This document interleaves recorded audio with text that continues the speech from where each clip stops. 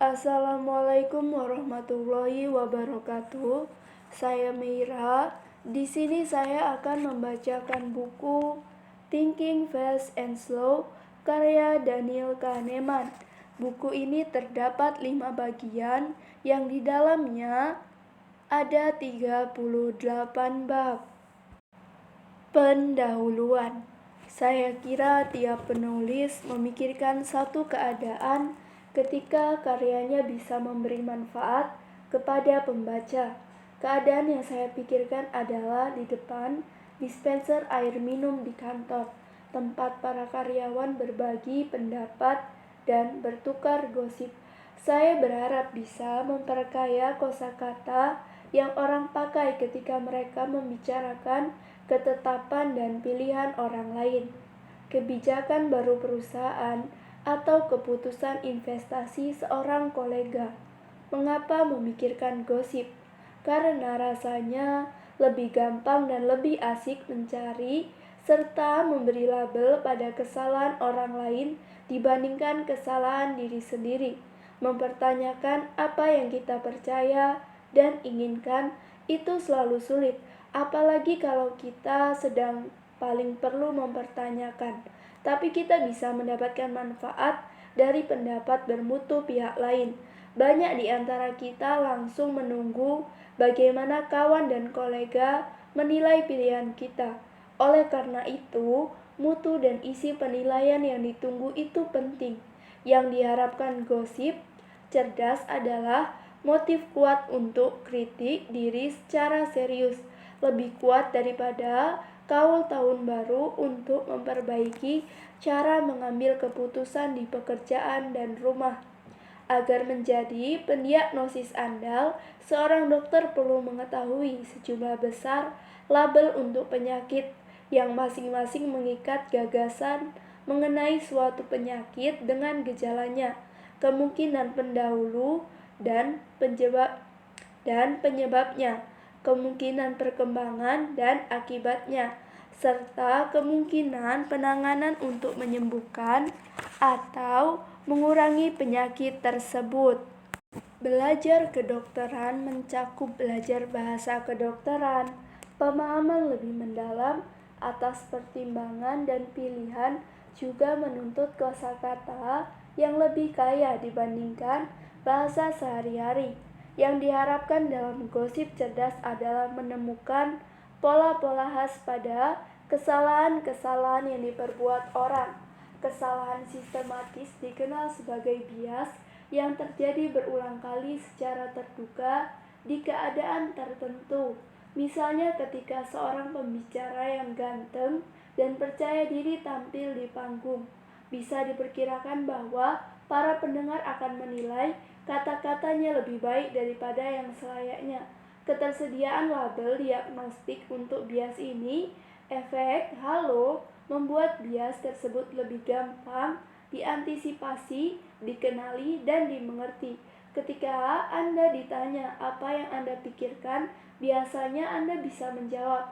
Anda mengira tahu apa yang terjadi dalam kepala Anda, yang seringkali terjadi atas suatu pemikiran sadar yang mengarah ke pemikiran sadar lain secara teratur. Tapi bukan hanya itu cara kerja akal budi, dan juga bukan cara yang paling biasa. Sebagian besar kesan dan pemikiran muncul di pengalaman sadar Anda tanpa Anda tahu prosesnya. Anda tak bisa melacak bagaimana Anda sampai percaya bahwa ada lampu di meja depan Anda, atau bagaimana Anda mendeteksi gelagat kekesalan di suara pasangan Anda di telepon, atau bagaimana Anda berhasil menghindari kecelakaan di jalan raya sebelum Anda menyadarinya. Kerja mental yang menghasilkan kesan, intuisi, dan banyak keputusan terjadi secara diam-diam dalam akal budi kita. Banyak diskusi dalam buku ini membahas bias intuisi, namun fokusnya kepada kesalahan tidaklah dimaksudkan untuk merendahkan inteligensi manusia. Sebagaimana perhatian terhadap penyakit di buku kedokteran tidaklah menganggap kesehatan yang baik itu tak ada. Sebagian besar kita biasanya sehat, Sebagian besar pertimbangan dan tindakan kita biasanya pantas.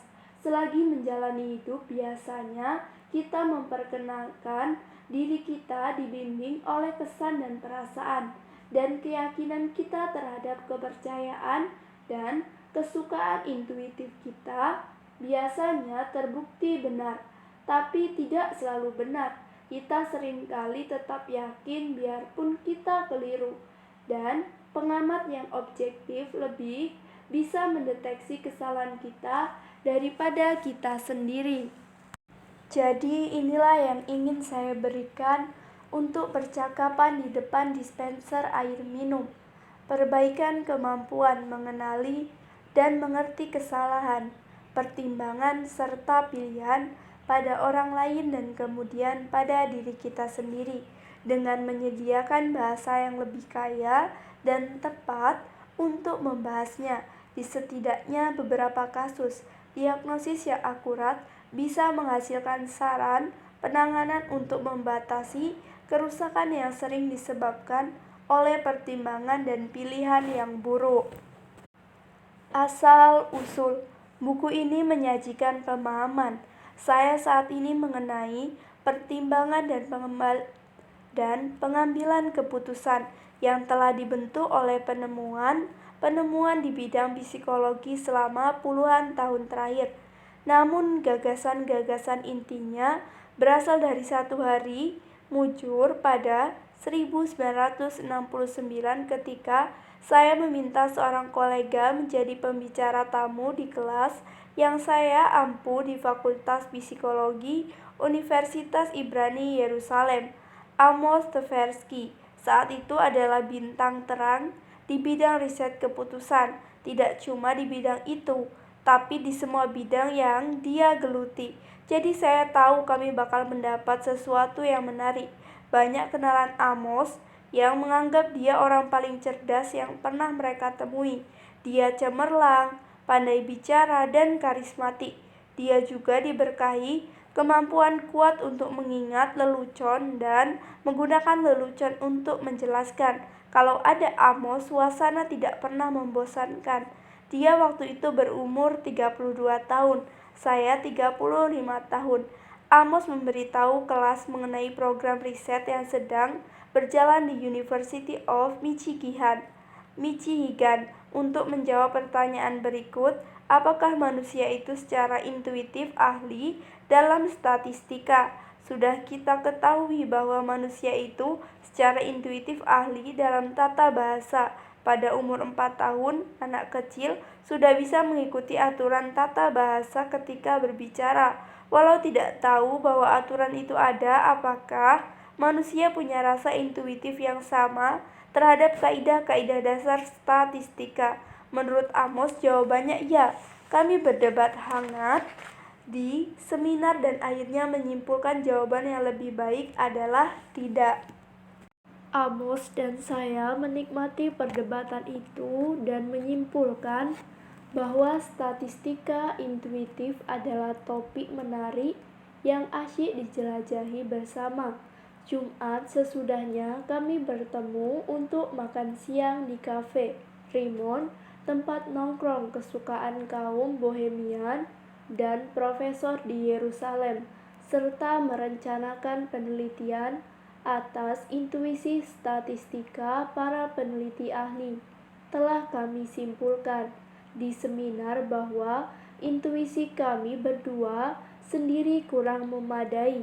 Meskipun sudah bertahun-tahun mengajar dan menggunakan statistika, kami belum mengembangkan rasa intuitif mengenai keandalan hasil statistik yang diamati pada sampel kecil. Pertimbangan subjektif kami bias. Kami terlalu mudah percaya hasil penelitian yang didasarkan pada bukti yang kurang memadai dan cenderung melakukan terlalu sedikit pengamatan dan dalam riset kami sendiri. Tujuan penelitian kami adalah memeriksa apakah para peneliti lain mengalami hal yang sama. Kami mempersiapkan survei yang melibatkan skenario realistis permasalahan statistik yang muncul dalam riset. Amos mengumpulkan jawaban sekelompok peserta ahli dalam satu pertemuan Society of Mathematical Psychology, termasuk para penulis 2 buku ajar statistika. Sebagaimana diperkirakan, kami mendapati bahwa para ahli kolega kami, seperti kami sendiri, membesar-besarkan peluang hasil asli suatu percobaan bakal berhasil diulang. Bahkan dengan sampel kecil mereka juga memberi nasihat sangat buruk mengenai beberapa pengamatan yang perlu dilakukan seorang mahasiswi pasca sarjana fiktif. Ahli statistika sungguhan pun bukan ahli statistika yang baik secara intuitif. Waktu menulis artikel yang melaporkan temuan itu, Amos dan saya mendapati bahwa kami suka bekerja satu sama lain. Amos selalu sangat lucu, dan di dekat dia, saya jadi ikut-ikutan lucu. Jadi kami menghabiskan berjam-jam bekerja sambil terhibur. Keasikan bekerja sama membuat kami jadi sangat sabar, berusaha mencapai kesempurnaan. Itu lebih mudah kalau kami tidak pernah bosan. Barangkali yang paling penting adalah kami menyingkirkan dulu senjata kekritisan kami. Amos dan saya sama-sama kritis dan suka berargumen. Dia lebih parah. Tapi selama berkolaborasi bertahun-tahun, saya dan dia tidak pernah saling main bantah begitu saja untuk segala sesuatu yang dikatakan.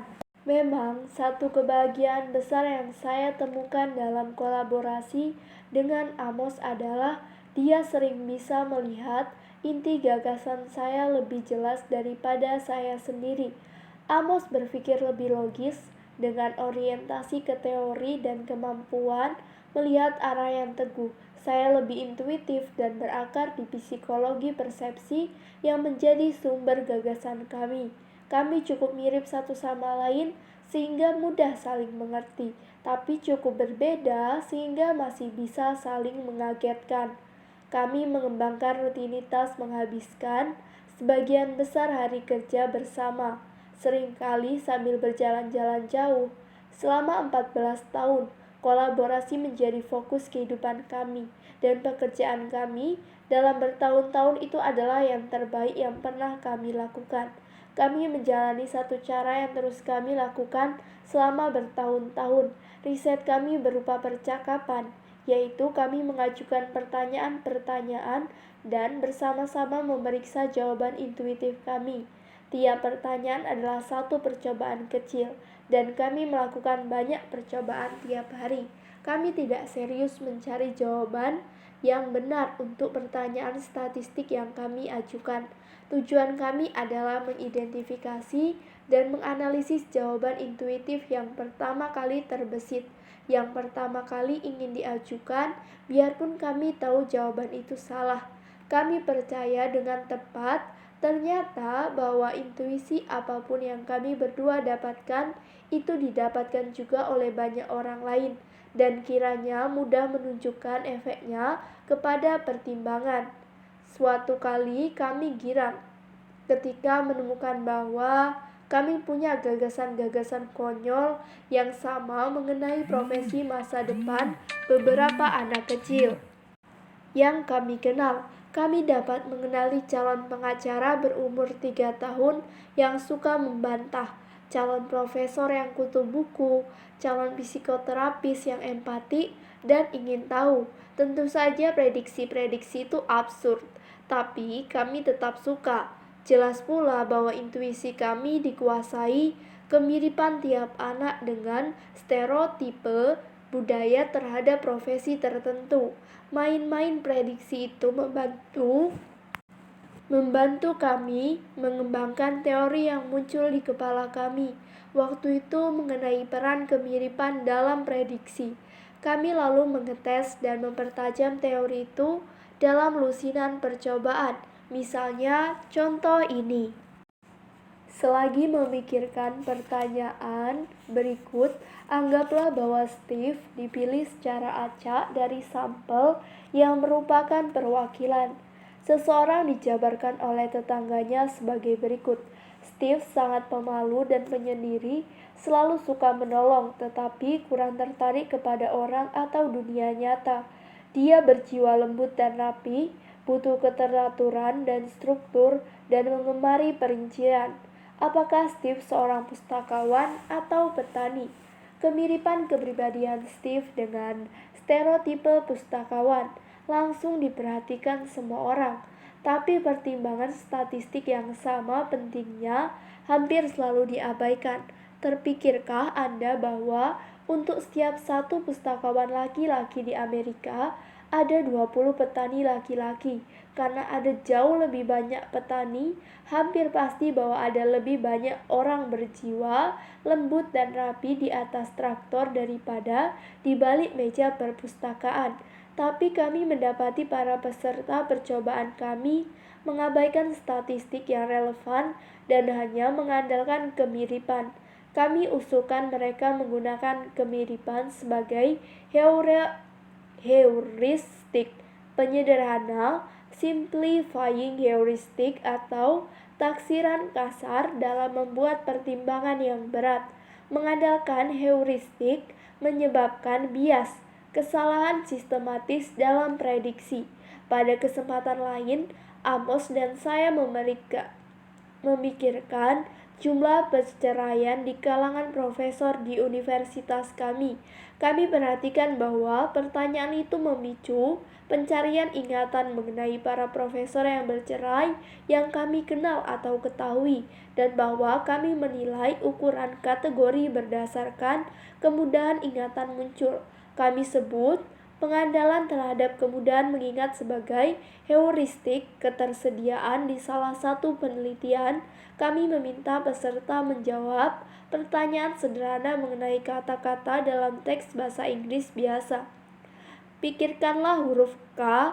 Apakah K lebih mungkin hadir sebagai huruf pertama dalam satu kata atau huruf ketiga dalam satu kata? Seperti diketahui oleh para pemain Scrabble, lebih mudah mencari kata yang dimulai dengan huruf tertentu daripada mencari kata yang huruf ketiganya adalah huruf tertentu.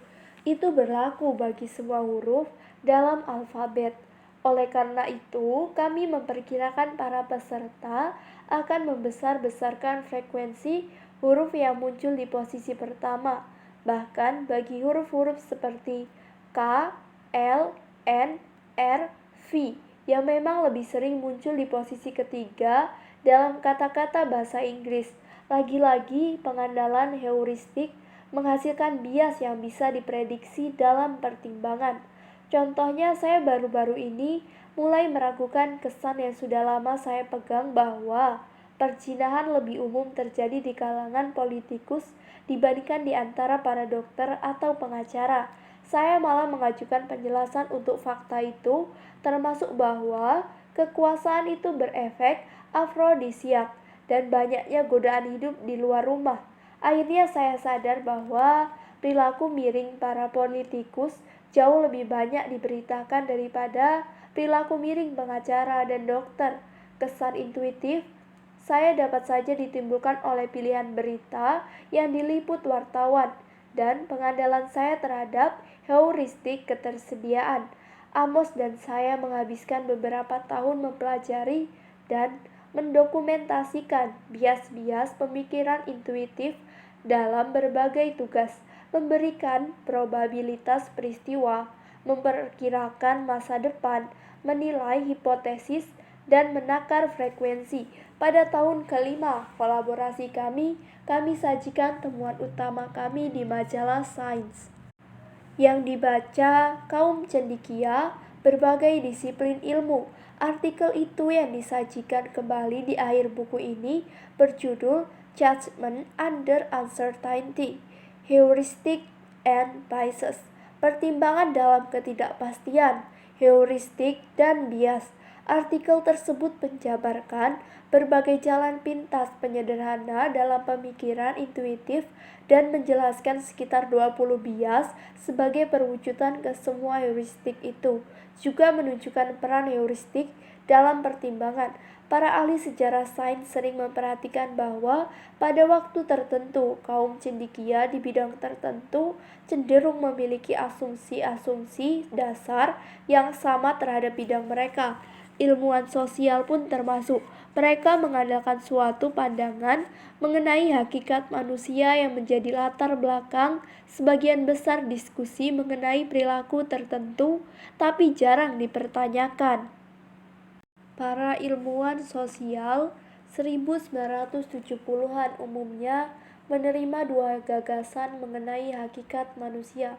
Pertama, manusia lazimnya rasional dan pemikiran manusia normalnya waras. Kedua, emosi seperti rasa takut, kasih sayang, dan benci bisa menjelaskan sebagian besar kejadian ketika manusia bertindak tidak rasional. Artikel kami menentang kedua asumsi itu tanpa membahas keduanya secara langsung. Kami dokumentasikan kesalahan-kesalahan sistematis dalam pemikiran orang normal dan kami telusuri kesalahan-kesalahan itu ke rancangan mekanisme kognisi bukan karena terganggunya akal oleh emosi. Artikel kami menarik lebih banyak perhatian daripada yang kami perkirakan dan terus menjadi salah satu karya yang paling sering dirujuk dalam ilmu sosial. Pada 2010, sudah lebih dari 300 artikel lain yang merujuknya. Para cendekia disiplin ilmu lain menganggap artikel kami berguna. Gagasan heuristik dan bias telah digunakan dengan produktif di banyak bidang, termasuk diagnosis kedokteran, pertimbangan hukum, analisis intelijen, filsafat, keuangan, statistika, dan strategi militer. Sebagai contoh, para pemerhati kebijakan telah memperhatikan bahwa heuristik ketersediaan membantu menjelaskan mengapa beberapa isu sangat menonjol dalam benak masyarakat, sementara isu lainnya diabaikan. Orang cenderung menilai pentingnya isu berdasarkan kemudahan mengingatnya dan kemudahan mengingat itu sebagian besar ditentukan oleh kadar pemberitaan dalam media. Topik-topik yang sering dibahas memenuhi benak masyarakat, sementara yang lainnya luput dari perhatian. Sebaliknya, yang dipilih media untuk diberitakan itu sejalan dengan pandangan media mengenai apa yang ada dalam benak masyarakat. Bukan kebetulan rezim pemerintah otoriter menekan media independen, karena perhatian masyarakat paling gampang dipancing peristiwa dramatis dan pesohor. Keroyokan media sering terjadi. Selama beberapa minggu sesudah kematian Michael Jackson misalnya, nyaris tidak ada saluran televisi yang memberitakan hal lain. Sementara itu hanya ada sedikit berita mengenai isu penting tapi tak menarik, seperti menurunnya standar pendidikan atau investasi berlebihan untuk sumber daya medis pada tahun terakhir kehidupan. Sambil menulis, saya sadar pilihan contoh sedikit diberitakan, saya juga dipandu ketersediaan. Topik-topik yang saya pilih sebagai contoh masih sering disebut-sebut isu-isu lain yang sama pentingnya, tapi lebih jarang disebut, tak terpikirkan oleh saya. Waktu itu kami belum memikirkannya, tapi salah satu alasan penting sangat menariknya. Heuristik dan bias di luar psikologi adalah satu ciri khas karya kami. Kami hampir selalu membuat kalimat lengkap pertanyaan-pertanyaan yang kami ajukan ke diri kami sendiri dan peserta penelitian. Pertanyaan-pertanyaan itu menjadi peragaan bagi pembaca, memperkenankan pembaca mengenali bagaimana pemikirannya sendiri tersandung bias kognitif. Saya harap Anda sendiri mendapat pengalaman itu selagi membaca pertanyaan mengenai Steve si pustakawan yang dimaksudkan membantu Anda memahami kekuatan kemiripan sebagai isyarat probabilitas dan melihat betapa mudahnya fakta statistik yang relevan diabaikan. Penggunaan peragaan menyediakan kesempatan unik bagi para cendekia dan berbagai disiplin ilmu, terutama filsafat dan ekonomi, untuk mengamati kemungkinan cacat pada pemikiran mereka sendiri, karena bisa melihat diri sendiri tersandung kesalahan. Mereka menjadi makin cenderung mempertanyakan asumsi dogmatis yang marak waktu itu, bahwa akal budi manusia itu rasional dan logis. Pilihan metodenya penting. Jika kami melaporkan hasil percobaan konvensional saja, artikel kami jadi kurang penting dan kurang diingat. Selain itu, para pembaca yang skeptis bakal menjauhkan diri dari hasilnya dengan mengaitkan kesalahan pertimbangan dengan sifat kurang pengalaman pada mahasiswa yang biasa menjadi peserta penelitian psikologi. Tentu saja kami tidak lebih memilih peragaan dibandingkan percobaan standar karena ingin mempengaruhi ahli filsafat dan ahli ekonomi. Kami lebih suka peragaan karena lebih asik, dan kami beruntung dalam pilihan metode kami serta banyak hal lain. Satu tema yang berulang dalam buku ini adalah bahwa keberuntungan berperan besar di tiap kisah keberhasilan. Kita selalu mudah melihat satu perubahan kecil dalam kisah yang apabila terjadi bakal mengubah prestasi tinggi menjadi hasil biasa-biasa saja. Kisah kami pun demikian. Reaksi terhadap karya kami tak semuanya positif. Khususnya, fokus kami terhadap bias dikritik karena dianggap memberi pandangan negatif yang tak adil terhadap akal budi, sebagaimana bisa diharapkan dalam sains normal. Beberapa peneliti mempertajam gagasan-gagasan kami dan lainnya menawarkan alternatif yang masuk akal. Namun secara umum gagasan bahwa akal budi kita rentan mengalami kesalahan sistematis sekarang sudah diterima secara luas. Riset kami mengenai pertimbangan memiliki pengaruh besar bagi ilmu sosial, lebih besar daripada yang kami kira ketika mengerjakannya. Segera sesudah menyelesaikan tinjauan terhadap pertimbangan, kami beralih ke pengembalian keputusan di tengah ketidakpastian. Tujuan kami adalah mengembangkan satu teori psikologi mengenai cara orang membuat keputusan terkait pertaruhan sederhana. Contoh, apakah Anda bakal menerima pertaruhan lembar koin ketika Anda bakal menang $130 kalau muka koin yang menghadap atas adalah angka, atau kalah $100 kalau yang menghadap atas itu gambar. Pemilihan sederhana itu sudah lama digunakan untuk meneliti pertanyaan-pertanyaan besar mengenai pengambilan keputusan, seperti bobot relatif yang diberikan orang kepada hal-hal yang pasti dan tak pasti. Metode kami tidak berubah. Kami menghabiskan berhari-hari membuat pertanyaan mengenai pilihan dan kami periksa apakah kesukaan intuitif kami cocok dengan logika pilihan.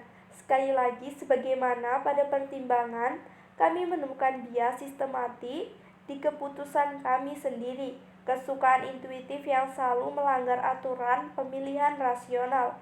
5 tahun sesudah artikel Science, kami mempublikasikan Prospect Theory, an Analysis of Decision Under Risk, suatu teori pilihan yang bisa dianggap lebih berpengaruh daripada karya kami mengenai pertimbangan dan menjadi salah satu dasar ilmu ekonomi perilaku.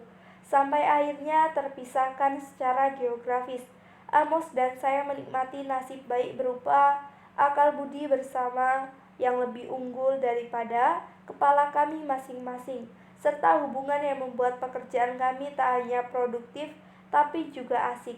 Kolaborasi kami mengenai pertimbangan dan pengembalian keputusan menjadi alasan saya menerima hadiah Nobel pada 2002 yang sedianya bakal saya terima bersama Amos andai dia tak keburu meninggal pada umur 59 tahun 1996. Ada di mana kita sekarang?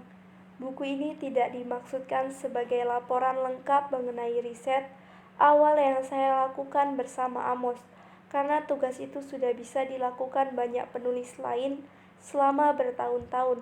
Tujuan utama saya di sini adalah menyajikan pandangan mengenai cara kerja akal budi berdasarkan perkembangan terkini dalam psikologi kognitif dan sosial. Salah satu perkembangan yang penting adalah bahwa kita sekarang mengerti kelebihan-kelebihan pemikiran intuitif, tak hanya kekurangannya.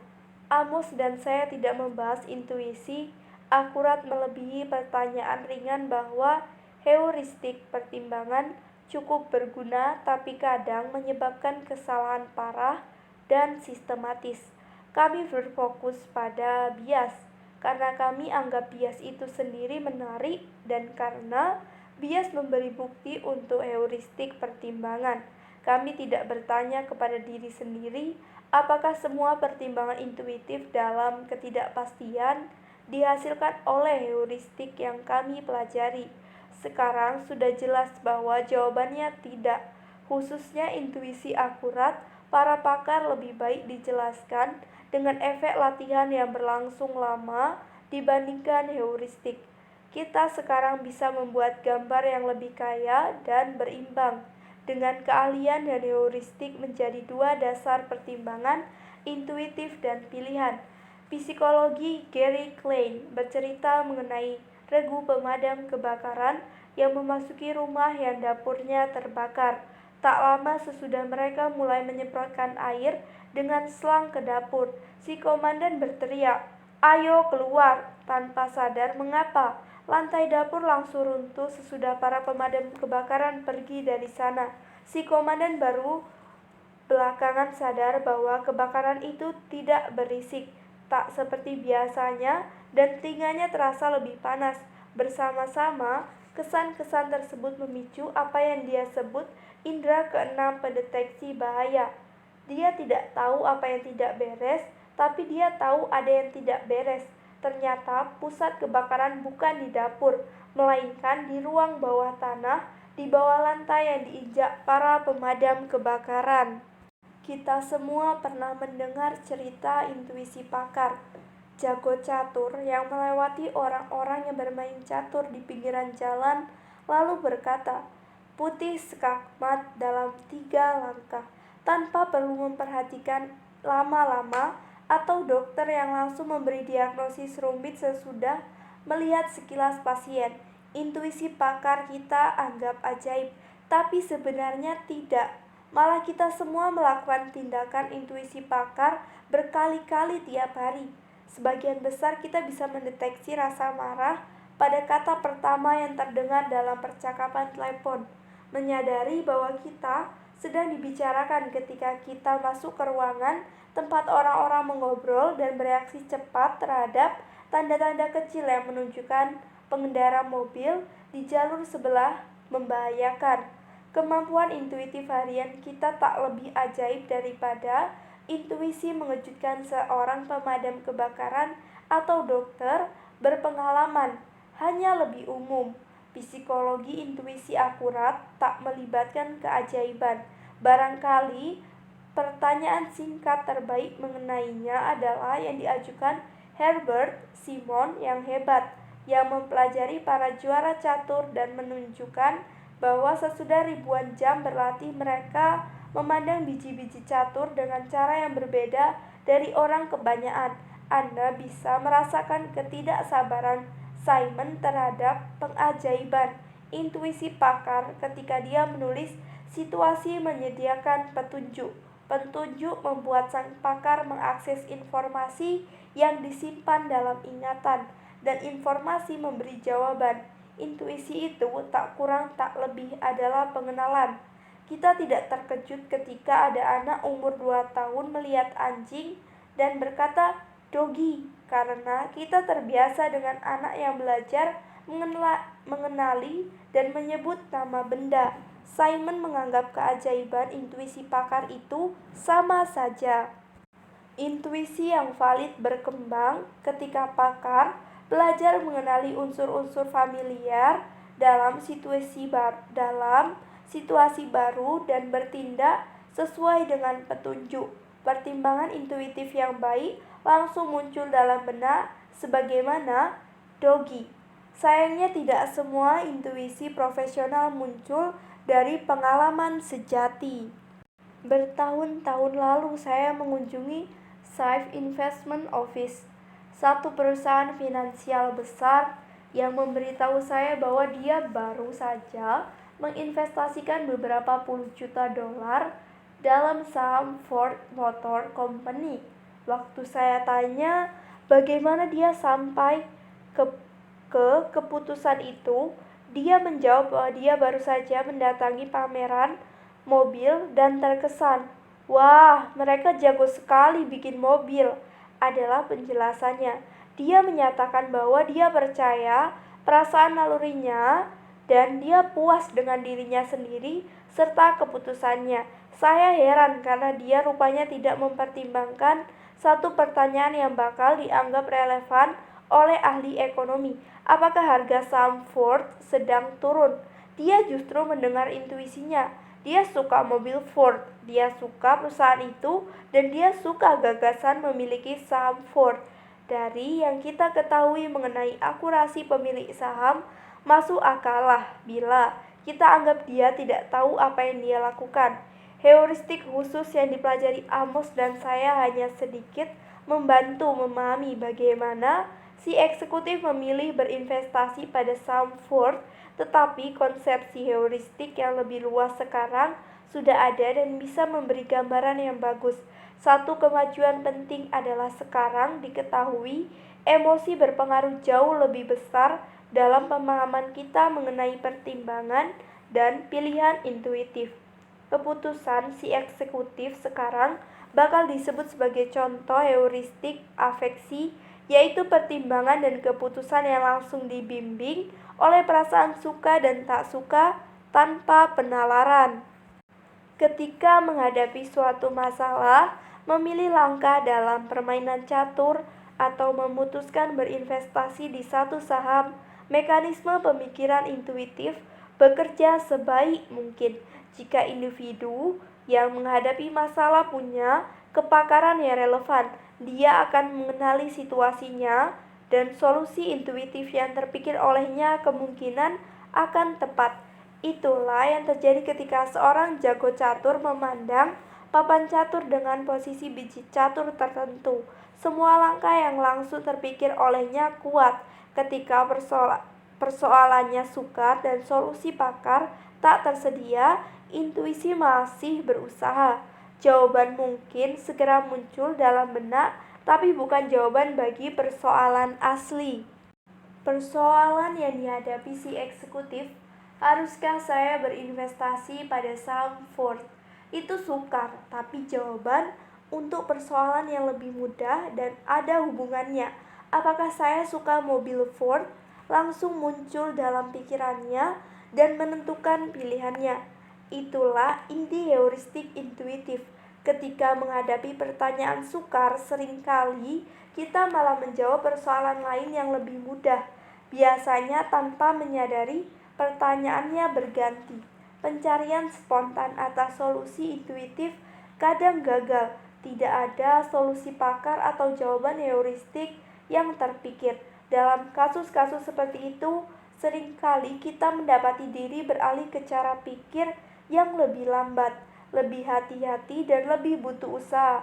Itulah berpikir lambat, slow thinking, yang ada di judul buku ini. Berpikir cepat, fast thinking, melibatkan kedua macam pemikiran intuitif, pakar, dan heuristik. Juga aktivitas mental otomatis, persepsi, dan ingatan yang memungkinkan Anda tahu ada lampu di meja Anda atau mengingat nama ibu kota Rusia.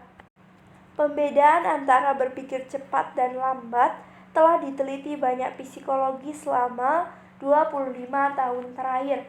Karena alasan-alasan yang akan saya jelaskan lebih lengkap di bab berikut, saya menjelaskan kehidupan mental dengan metafor dua agen, yaitu sistem 1 dan sistem 2. Sistem 1 menghasilkan berpikir cepat dan sistem 2 menghasilkan berpikir lambat.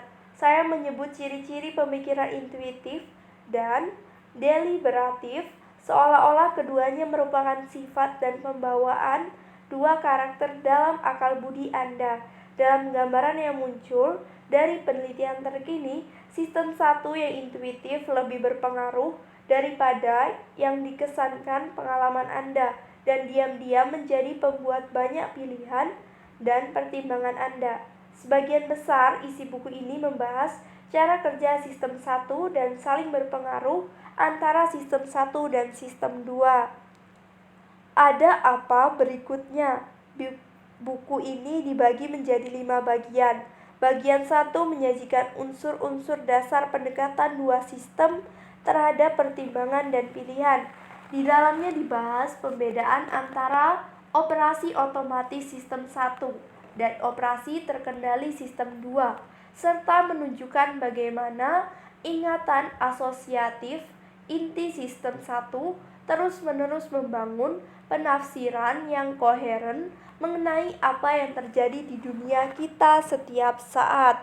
Saya mencoba menunjukkan kerumitan dan kekayaan proses-proses otomatis dan seringkali tak disadari yang mendasari pemikiran intuitif, serta cara proses-proses otomatis itu menjelaskan heuristik pertimbangan. Tujuannya menawarkan suatu bahasa untuk memikirkan dan membicarakan akal budi. Bagian 2 menceritakan keadaan terkini, studi heuristik pertimbangan dan membahas satu teka-teki besar. Mengapa kita sukar sekali berpikir secara statistik? Kita mudah berpikir asosiatif, berpikir dengan perumpamaan, berpikir sebab akibat. Tapi statistika menuntut kita berpikir tentang banyak hal sekaligus, dan sistem 1 tak dirancang untuk melakukannya. Kesukaran pemikiran statistik menjadi tema utama bagian 3 yang menjabarkan satu keterbatasan akal budi kita yang membingungkan.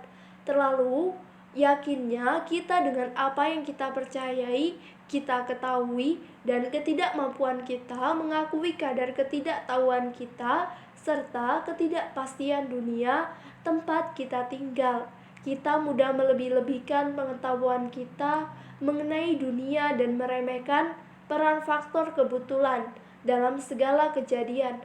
Rasa terlalu yakin itu diperbesar dengan kepastian dari kilas balik yang sebenarnya semu. Pandangan saya mengenai topi ini dipengaruhi Nassim Taleb menulis The Black Swan. Saya berharap bisa membantu menghasilkan percakapan santai di depan dispenser air minum yang dengan cerdas membahas pelajaran yang didapat dari masa lalu sambil menolak godaan kilas balik dan ilusi kepastian. Fokus bagian 4 adalah percakapan dengan disiplin ilmu ekonomi mengenai hakikat pengembalian keputusan dan asumsi bahwa pelaku ekonomi bersifat rasional. Bagian 4 menyediakan pandangan terkini yang dibantu oleh model dua sistem mengenai konsep-konsep utama teori prospek. Model terpilih yang saya dan Amos publikasikan pada 1979. Bab-bab selanjutnya membahas berbagai cara penyimpangan pilihan manusia dari aturan-aturan rasionalitas. Saya membicarakan kecenderungan menghadapi persoalan secara terisolasi dan efek pemikaian ketika keputusan dibentuk oleh ciri-ciri tak penting dalam persoalan terpilih. Pengamatan-pengamatan itu yang langsung bisa dijelaskan dengan ciri-ciri sistem 1, menyajikan tentang mendalam pada asumsi rasionalitas yang disukai dalam ilmu ekonomi standar. Bagian 5 menjabarkan riset terkini yang memberikan pembedaan antara dua diri, yakni diri mengalami dan diri mengingat, dengan kepentingan yang tidak sama. Contohnya, kita bisa menimbulkan dua pengalaman menyakitkan kepada orang. Salah satu pengalaman lebih parah karena terjadi lebih lama, namun pembentukan ingatan secara otomatis satu ciri sistem 1 punya aturan sendiri yang bisa kita manfaatkan untuk membuat pengalaman yang lebih parah diingat sebagai yang kurang parah. Ketika orang kemudian memilih mengulang Salah satu pengalaman secara alami, mereka dibimbing oleh diri, mengingat dan memaparkan diri. Diri mengalami kepada rasa sakit yang lebih besar. Pembedaan antara dua diri diterapkan pada pengukuran kesejahteraan, yaitu kita mendapati lagi bahwa yang membuat diri mengalami bahagia tidak sama dengan memuaskan diri mengingat. Cara dua diri dalam satu tubuh mencari kebahagiaan menimbulkan beberapa pertanyaan sulit bagi individu dan masyarakat yang memandang kesejahteraan populasi sebagai tujuan kebijakan. Satu bab penutup menjelajahi dengan urutan terbalik dampak 3 pembedaan yang ditujukan dalam buku ini antara diri mengalami dan diri mengingat, antara konsepsi pelaku dalam ekonomi klasik dan ekonomi perilaku yang mendapat masukan dari psikologi, dan antara sistem 1 yang otomatis dan sistem 2 yang butuh usaha. Saya kembali membahas manfaat gosip cerdas dan apa yang bisa dilakukan organisasi untuk memperbaiki mutu pertimbangan serta keputusan yang dibuat berdasarkannya. 2 artikel yang saya tulis bersama Amos disajikan sebagai lampiran buku ini. Yang pertama, tinjauan mengenai pertimbangan dalam ketidakpastian yang saya jabarkan tadi. Yang kedua, dipublikasikan tahun 1984, merangkum teori prospek dan studi atas efek pembikaian. Artikel-artikel itu menyajikan sumbangan yang diakui oleh Komite Hadiah Nobel, dan Anda boleh jadi kaget dengan betapa sederhana isi keduanya. Dengan membaca kedua artikel itu, Anda akan mendapat pengetahuan mengenai seberapa banyak yang kita ketahui dulu dan seberapa banyak yang sudah kita pelajari selama bertahun-tahun hingga kini. Bagian 1, 2 sistem.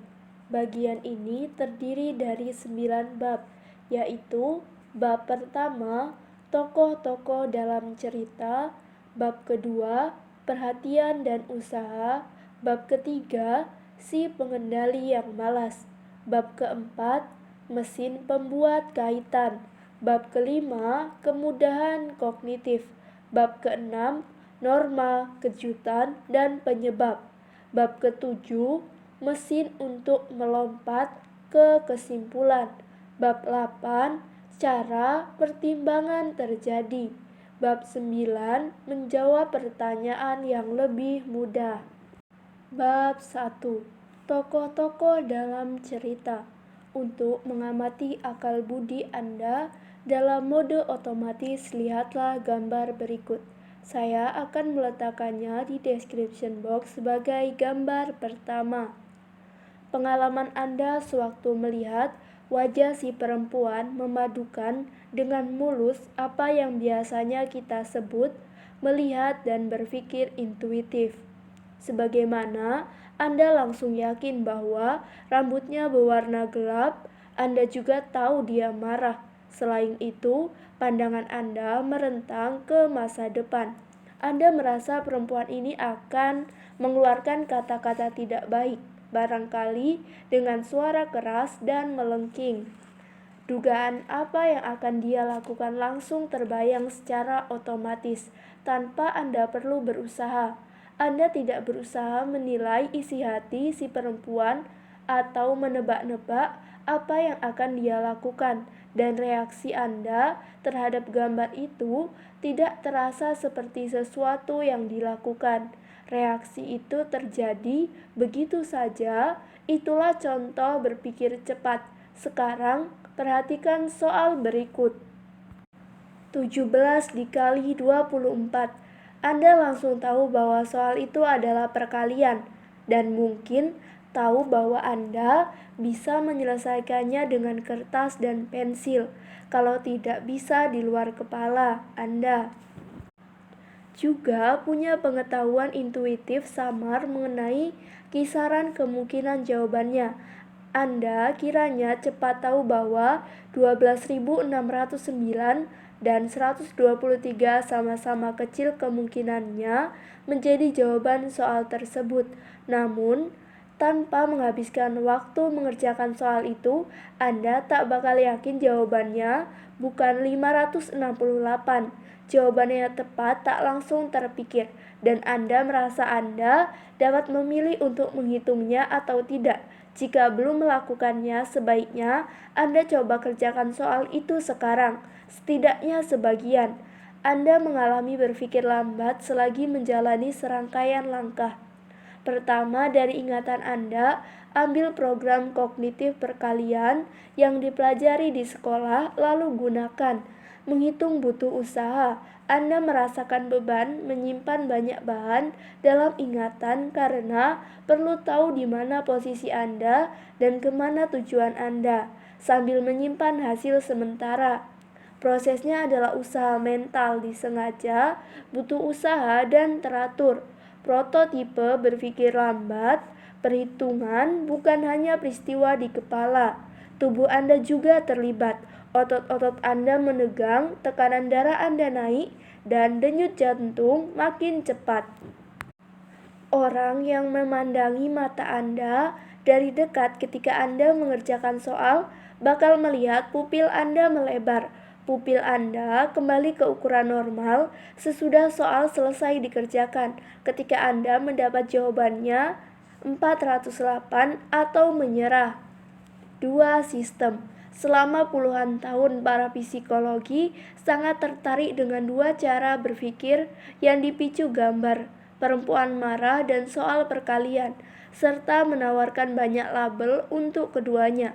Saya menggunakan istilah-istilah yang aslinya diajukan dua psikolog, Kate Stanovich dan Richard Wells, serta menyebutkan dua sistem dalam akal budi itu, sistem 1 dan sistem 2. Pertama, sistem 1 beroperasi secara otomatis dan cepat, dengan sedikit atau tanpa usaha dan tanpa ada perasaan sengaja dikendalikan. Kedua, sistem 2 memberikan perhatian kepada aktivitas mental yang membutuhkan usaha, termasuk perhitungan rumit. Operasi sistem 2 sering dikaitkan dengan pengalaman subjektif menjadi pelaku, memilih, dan berkonsentrasi. Istilah sistem 1 dan sistem 2 banyak digunakan dalam psikologi, tapi saya melangkah lebih jauh dalam buku ini yang bisa Anda baca sebagai psikodrama dengan dua tokoh.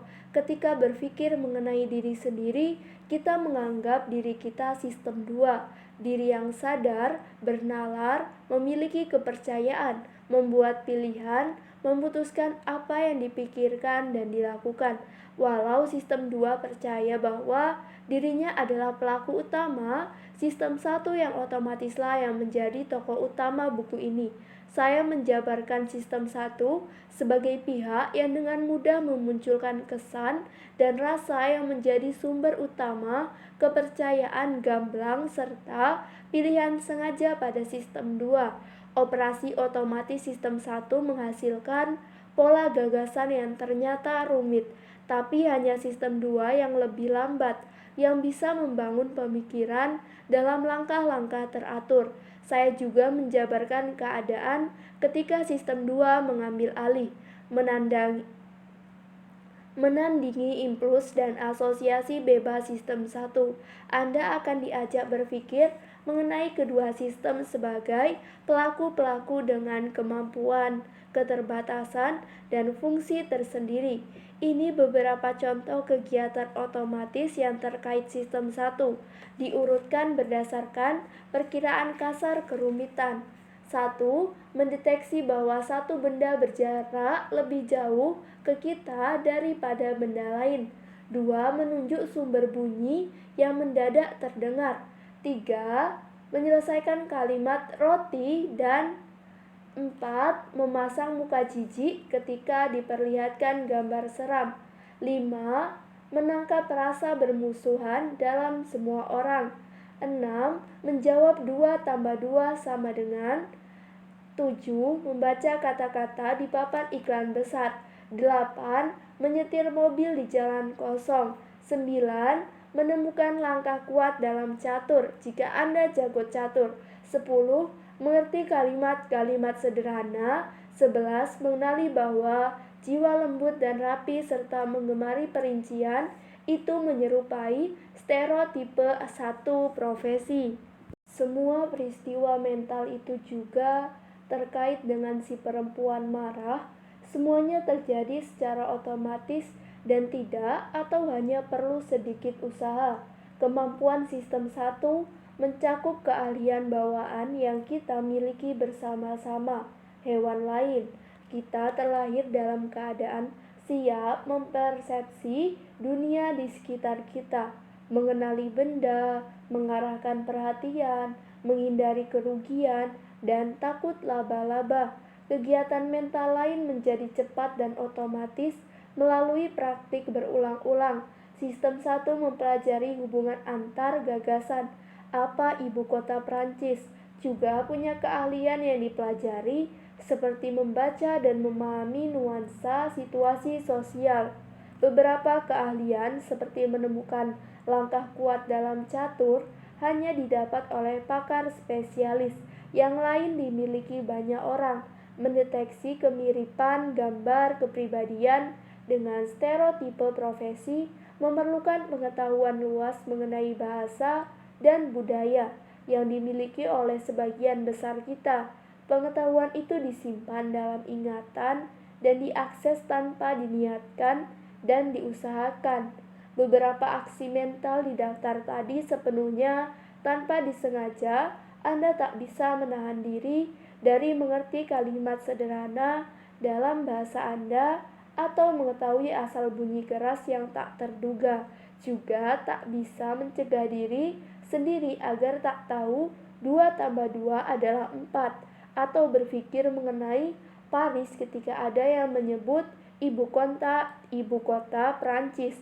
Kegiatan lainnya seperti mengunyah bisa dilakukan dengan sengaja, tapi normalnya berjalan secara otomatis. Kendali perhatian dibagi antara dua sistem. Mengetahui arah bunyi keras, normalnya operasi tak sengaja sistem 1, yang langsung menggerakkan perhatian sengaja sistem 2. Boleh jadi Anda bisa menoleh ke arah sumber komentar keras dan menyinggung dalam suatu pesta yang ramai. Tapi kalaupun kepala Anda tak bergerak, perhatian Anda sempat terarah ke sana. Biarpun sebentar, namun perhatian bisa dialihkan dari fokus yang tak diharapkan, terutama dengan cara berfokus kuat ke sasaran lain. Berbagai operasi sistem 2 punya satu kesamaan ciri. Semuanya butuh perhatian dan terganggu kalau perhatian teralihkan. Inilah beberapa contohnya. 1. Bersiap menunggu tembakan pistol, tanda start dalam lomba lari. 2. Berfokus memperhatikan badut di sirkus. 3. Berfokus ke suara satu orang dalam ruangan yang penuh orang dan berisik. 4. Mencari perempuan berambut putih. 5. Membuka ingatan untuk mengenali satu bunyi yang mengagetkan. 6. Berjalan lebih cepat daripada biasa. 7. Menjaga kelakuan dalam situasi sosial. 8. Menghitung jumlah huruf A di satu halaman penuh tulisan. 9. Memberitahukan nomor telepon kepada seseorang. 10. Memarkirkan mobil di tempat sempit bagi kebanyakan orang. 11. Membandingkan dua mesin cuci untuk melihat mana yang lebih berharga. 12. Mengisi surat laporan pajak. 13. Mengecek kesahihan argumen logika yang rumit.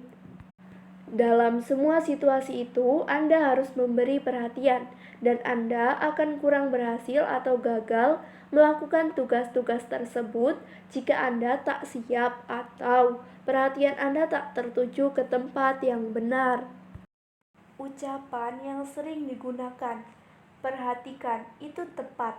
Anda salurkan jatah perhatian yang terbatas kepada sejumlah kegiatan, dan jika berusaha melebihi jatah, Anda akan gagal.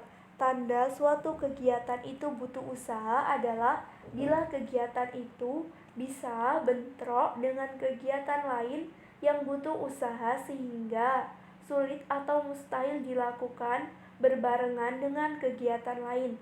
Anda tak dapat menghitung berapa 17 dikali 24 sambil membelokkan mobil ke kiri memasuki jalan yang ramai, dan sebaiknya jangan coba melakukannya. Anda bisa melakukan beberapa hal sekaligus. Kalau semuanya gampang dan tidak banyak menuntut, Anda barangkali bisa mengobrol dengan penumpang mobil sambil menyetir di jalan yang kosong, dan banyak orang tua mendapati barangkali sambil merasa bersalah bahwa mereka bisa membacakan dongeng untuk anak sambil memikirkan hal lain. Semua orang tahu mengenai terbatasnya perhatian dan perilaku sosial kita mempertimbangkan keterbatasan itu. Misalnya ketika sopir mobil mendahului truk di jalan sempit, penumpang dewasa biasanya berhenti bicara. Mereka tahu sebaiknya mereka tak mengalihkan perhatian sopir, dan mereka juga mengira sopir untuk sementara waktu tutup kuping serta tak akan mendengar apa yang mereka katakan. Fokus yang sangat intens pada satu tugas bisa membuat orang secara efektif buta bahkan terhadap rangsangan yang normalnya menarik perhatian. Contoh paling dramatis disajikan Christopher Cabaris dan Daniel Simon dalam buku The Invisible Gorilla. Mereka membuat film pendek mengenai dua tim yang saling oper bola basket. Satu tim memakai kaos putih dan satu lagi memakai kaos hitam. Para tim putih dan para penonton film disuruh menghitung jumlah operan yang dilakukan tim putih dan mengabaikan tim hitam. Tugas itu sulit dan menyita perhatian. Di tengah video, seseorang perempuan yang memakai baju gorila muncul, menyeberangi lapangan, memukul-mukul dada, dan pergi. Si gorila terlihat selama 9 detik. Ribuan orang telah menonton video itu dan sekitar setengahnya tidak melihat ada yang aneh. Tugas menghitung ditambah perintah untuk mengabaikan satu tim menimbulkan kebutaan. Semua yang menonton video tanpa ditugasi menghitung bisa melihat si gorila. Melihat dan menunjuk arah adalah fungsi otomatis sistem 1, tapi keduanya bergantung pada jatah perhatian terhadap rangsangan yang berkaitan. Cabris dan Simon mencatat pengamatan terhebat dalam penelitian mereka adalah bahwa orang kaget dengan hasilnya. Para penonton yang gagal melihat gorila memang awalnya yakin tak ada gorila. Mereka tak bisa membayangkan melewatkan sesuatu yang begitu mencolok.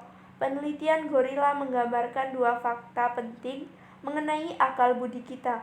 Kita bisa buta terhadap hal-hal yang sangat jelas, dan kita bisa buta terhadap kebutaan kita. Sinopsis lakon. Interaksi dua sistem adalah tema yang berulang kali muncul dalam buku ini, dan kita perlu sinopsis singkat lakonnya. Dalam cerita yang akan saya sampaikan, sistem 1 dan 2 sama-sama aktif ketika kita sadar.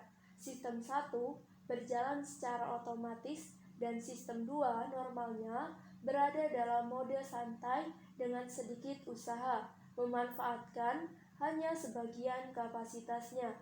Sistem 1 terus-menerus memberi saran untuk sistem 2, kesan, intuisi, niat, dan rasa. Jika disetujui oleh sistem 2, kesan dan intuisi berubah menjadi kepercayaan dan impuls menjadi tindakan yang disengaja.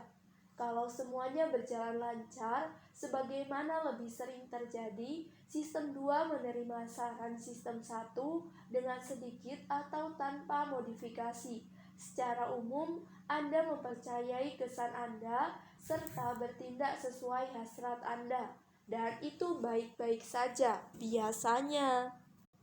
Kalau sistem 1 menemukan kesulitan, dia memanggil sistem 2 untuk mendukung pengolahan lebih terperinci dan khusus yang mungkin bisa menuntaskan persoalan yang dihadapi. Sistem 2 dikerahkan kalau ada pertanyaan yang tak bisa dijawab sistem 1, seperti yang barangkali terjadi pada Anda jika Anda menemui soal perkalian 17 dikali 24. Anda juga bisa merasakan dorongan perhatian sadar kalau terkejut. Sistem 2 aktif kalau ada peristiwa yang melanggar model dunia yang dipelihara sistem 1. Dalam dunia tersebut, lampu tidak melompat, kucing tidak menggonggong, dan gorila tidak menyeberangi lapangan bola basket. Percobaan gorila menunjukkan bahwa sebagian perhatian dibutuhkan agar rangsangan yang mengejutkan bisa dideteksi. Keterkejutan lalu mengaktifkan dan mengarahkan perhatian Anda. Anda akan mendatangi, Anda akan memandangi peristiwa itu, lalu membuka ingatan, mencari cerita yang bisa menjelaskan peristiwa yang mengejutkan itu. Sistem 2 juga bertanggung jawab mengendalikan perilaku Anda secara terus-menerus. Pengendalian diri yang membuat Anda tetap sopan walaupun marah dan waspada ketika menyetir mobil pada malam hari. Sistem 2 dikerahkan untuk bekerja lebih keras kalau dia mendeteksi ada kesalahan yang akan diperbuat. Ingat saja ketika Anda hampir mengeluarkan kata-kata kasar dan berusaha keras mengendalikan diri. Intinya, sebagian besar yang sistem 2 Anda, pikirkan dan lakukan berasal di sistem 1. Tapi, sistem 2 mengambil alih kalau keadaan jadi sulit dan biasanya menjadi penentu akhir. Pembagian tugas antara sistem 1 dan sistem 2 sangat efisien karena meminimalkan jumlah usaha dan mengoptimalkan kerja. Tatanan itu biasanya mempan karena sistem 1 biasanya sangat baik melakukan tugasnya. Model situasi familiar, akurat, prediksi jangka pendeknya biasanya juga akurat. Reaksi awalnya terhadap tantangan itu gesit dan biasanya cocok. Tapi sistem 1 punya bias. Kesalahan sistematis yang rawan dibuatnya dalam keadaan tertentu. Seperti akan kita lihat, kadang sistem 1 menjawab pertanyaan yang berbeda dan lebih gampang daripada yang diajukan. Dan sistem 1 hanya sedikit memahami logika dan statistika. Satu lagi keterbatasan sistem 1 adalah tidak bisa dimatikan. Jika Anda melihat kata dalam bahasa yang Anda kenal, Anda akan membacanya, kecuali jika perhatian Anda sedang ke tempat lain. Konflik. Gambar 2 adalah satu ragam percobaan klasik yang menghasilkan konflik antara kedua sistem. Sebaiknya Anda coba melakukan latihan ini sebelum meneruskan membaca. Saya akan meletakkan gambar kedua di description box. Hampir pasti Anda akan berhasil menyebutkan kata-kata yang benar dalam kedua tugas, dan pasti Anda menemukan bahwa beberapa bagian tugas itu jauh lebih mudah daripada yang lain. Mengenali kata yang ditulis dalam huruf kecil atau besar di kolom kiri lebih mudah, sementara kolom kanan membuat Anda kagok ketika menyebut posisi kata. Kolom kiri menyulitkan dan kolom kanan lebih mudah. Tugas-tugas itu melibatkan sistem 2 karena mengatakan huruf besar atau kecil, atau kanan atau kiri bukanlah sesuatu yang rutin Anda lakukan ketika membaca kolom kata. Salah satu hal yang Anda lakukan untuk menyelesaikan tugas adalah memprogram ingatan Anda supaya kata-kata yang berkaitan besar dan kecil untuk tugas pertama ada di ujung lidah. Memprioritaskan kata-kata terpilih itu efektif, dan godaan kecil untuk membaca kata-kata lain cukup mudah ditahan ketika Anda membaca kolom pertama. Namun, kolom kedua itu berbeda karena berisi kata-kata yang sudah Anda siapkan dan tak bisa Anda abaikan. Anda biasanya bisa menjawab dengan tepat, tapi perlu berusaha untuk mengalahkan tanggapan yang bersaing, sehingga Anda jadi lambat. Anda mengalami konflik antara tugas yang Anda mau lakukan dan tanggapan otomatis yang menanggungnya. Konflik antara reaksi otomatis dan niat Mengendalikannya itu biasa terjadi dalam kehidupan kita. Kita semua familiar dengan pengalaman berusaha tidak memandangi orang lain yang berpakaian aneh di tempat umum. Kita juga tahu apa rasanya memaksakan diri membaca buku yang membosankan dan terus-menerus kembali ke titik ketika bacaan kita kehilangan makna. Di tempat-tempat yang musim dinginnya parah, banyak pengemudi yang punya ingatan mobilnya selip di atas es dan berusaha keras mengikuti instruksi yang bertentangan dengan apa yang secara alami mereka lakukan. Belokkan ke arah selip dan jangan sekali-kali mengerem. Dan tiap orang punya pengalaman tidak memaki orang lain. Salah satu tugas sistem 2 adalah mengatasi impuls sistem 1. Dengan kata lain, sistem 2 bertanggung jawab atas kendali diri. Ilusi. Untuk memahami otonomi sistem 1, juga pembedaan antara kesan dan kepercayaan, lihatlah gambar 3. Gambar ini tidak mencolok, dua garis horizontal dengan panjang yang berbeda, ditambahi anak panah yang menuju ke arah yang berbeda. Garis di bawah terlihat lebih panjang daripada garis di atas. Itulah yang kita semua lihat dan kita biasanya percaya apa yang kita lihat. Tapi, jika Anda sudah pernah melihat gambar itu, Anda mungkin mengenalinya sebagai ilusi terkenal Muller-Lyer. Kedua, garis horizontal itu sebenarnya sama panjang, sebagaimana bisa dibuktikan dengan mengukur keduanya menggunakan penggaris. Sesudah mengukur panjang garis Anda, sistem 2 Anda, sosok sadar yang Anda sebut saya, punya kepercayaan baru. Anda tahu garis-garis itu sama panjang. Jika ditanya mengenai panjang keduanya, Anda akan bilang bahwa Anda tahu, tapi Anda masih melihat garis yang di bawah lebih panjang. Anda sudah memilih percaya dengan pengukuran, tapi tidak bisa menghalangi sistem 1 melakukan kerjanya. Anda tidak bisa memutuskan untuk melihat kedua garis itu sama panjang. Biarpun Anda tahu keduanya sama panjang, untuk menghilangkan ilusi, hanya ada satu hal yang bisa Anda lakukan. Anda harus belajar untuk tak mempercayai kesan yang Anda dapat mengenai panjang garis kalau ada anak panahnya. Untuk menerapkan aturan tersebut, Anda harus bisa mengenali pola ilusi dan mengingat apa yang Anda ketahui mengenainya. Jika bisa melakukannya, Anda tidak akan lagi bisa ditipu ilusi Muller-Lyer, tapi Anda akan tetap melihat satu garis lebih panjang daripada yang lain.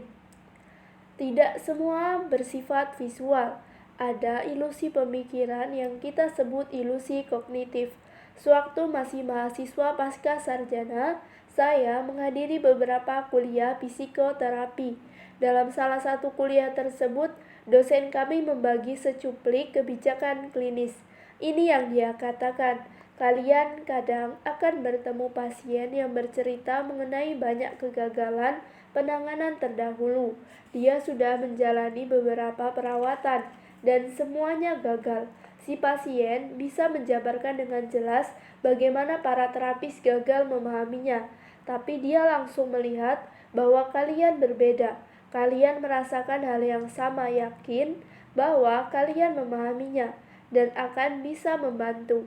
Sesudahnya, dosen kami memperkeras suara selagi berkata, "Jangan coba-coba terima pasien seperti itu. Usir dia dari ruang periksa. Kemungkinan besar dia psikopat dan kalian tidak akan bisa membantunya." Bertahun-tahun kemudian, saya menyadari dosen kami memperingatkan kami terhadap daya tarik psikopat dan pakar studi psikopat. Dunia membenarkan nasihat dosen kami itu. Ada kemiripannya dengan ilusi Muller-Lyer yang diajarkan kepada kami bukanlah apa yang harus dirasakan terhadap pasien itu. Dosen kami menganggap simpati yang bakal kami rasakan terhadap si pasien tak dapat dikendalikan. Simpati itu bakal muncul dari sistem 1. Selain itu, kami bukan diajari untuk mencurigai perasaan kami terhadap pasien. Kami diberitahu bahwa Ketertarikan kuat terhadap pasien dengan riwayat kegagalan penanganan berulang adalah tanda bahaya, seperti anak panah di dua garis sejajar. Ketertarikan itu adalah ilusi kognitif, dan saya sistem 2 diajari cara mengenalinya serta dinasehati agar tidak mempercayainya atau bertindak mengikutinya. Pertanyaan yang paling sering diajukan mengenai ilusi kognitif adalah, apakah ilusi kognitif bisa diatasi? Kesan yang ditunjukkan contoh-contoh tadi kurang mengembirakan karena sistem 1 beroperasi otomatis dan tak bisa dimatikan semaunya. Kesalahan-kesalahan pemikiran intuitif seringkali sukar dicegah. Bias tak selalu bisa dihindari karena sistem 2 boleh jadi tak mendapatkan petunjuk kesalahan. Kalaupun ada petunjuk kesalahan, kesalahan hanya bisa dicegah dengan peningkatan pengawasan dan kegiatan sistem 2. Namun, sebagai cara hidup selalu waspada itu tak mesti baik dan jelas tidak praktis. Terus-menerus mempertanyakan pemikiran kita sendiri pasti sangat melelahkan, dan sistem 2 terlalu lambat serta tak efisien untuk menggantikan sistem 1 dalam membuat keputusan rutin. Paling-paling kita bisa berkompromi, belajar mengenali situasi ketika kesalahan lebih mungkin terjadi, dan berusaha lebih keras menghindari kesalahan besar kalau taruhannya lebih besar. Premis buku ini adalah melihat kesalahan orang lain itu lebih gampang daripada melihat kesalahan diri sendiri. Isi berguna. Anda telah diajak berpikir mengenai dua sistem sebagai pelaku-pelaku dalam akal budi dengan kepribadian, kemampuan, dan keterbatasan masing-masing. Saya akan sering menggunakan kalimat dengan sistem sebagai subjek seperti sistem 2 menghitung jawaban soal matematika. Penggunaan bahasa seperti itu dianggap dosa di kalangan profesional yang saya libati, karena seolah-olah menjelaskan pemikiran dan tindakan seseorang dengan merujuk pada pemikiran dan tindakan orang-orang kecil dalam kepala seseorang tersebut. Kalimat mengenai sistem 2 tadi secara tata bahasa sama dengan si pelayan mencuri uang. Para kolega saya bakal menunjukkan bahwa tindakan si pelayan benar-benar menjelaskan hilangnya uang, dan mereka layak mempertanyakan apakah kalimat mengenai sistem 2 benar menjelaskan bagaimana jawaban soal matematika dihitung. Jawaban saya adalah kalimat aktif, singkat, yang mengaitkan perhitungan dengan sistem 2 dimaksudkan sebagai deskripsi, bukan penjelasan. Kalimat itu hanya bermakna sehubungan dengan apa yang sudah kita ketahui mengenai sistem 2. Kalimat itu adalah singkatan kalimat berikut. Aritmetika mental adalah kegiatan disengaja yang butuh usaha. Jangan dilakukan sambil membelokkan mobil, dan terkait pembesaran pupil serta peningkatan laju denyut jantung. Begitu juga pernyataan bahwa menyetir di jalan tol dalam kondisi biasa diserahkan ke sistem 1, berarti bahwa menyetir mobil dalam kondisi biasa bersifat otomatis dan nyaris tanpa usaha. Artinya juga seorang sopir berpengalaman bisa menyetir di jalan kosong sambil mengobrol. Terakhir, sistem 2 mencegah James bertindak konyol menanggapi hinaan. Berarti James bakal menanggapi dengan lebih agresif jika kemampuannya mengendalikan diri terganggu. Misalnya kalau dia mabuk. Sistem 1 dan sistem 2 sangat penting bagi cerita buku ini, sehingga saya harus benar-benar menegaskan bahwa keduanya adalah tokoh fiktif. Sistem 1 dan 2 bukan sistem dalam arti standar dengan aspek-aspek atau bagian-bagian yang saling berinteraksi, dan dalam otak tidak ada tempat khusus yang menjadi kedudukan sistem-sistem itu. Boleh saja Anda bertanya, apa tujuan memperkenalkan tokoh-tokoh fiktif dengan nama-nama jelek dalam buku serius? Jawabannya adalah tokoh-tokoh itu berguna karena keunikan akal budi Anda dan saya. Suatu kalimat lebih gampang dimengerti jika menjabarkan apa yang dilakukan suatu pelaku sistem 2 daripada jika menjabarkan sesuatu berikut sifatnya.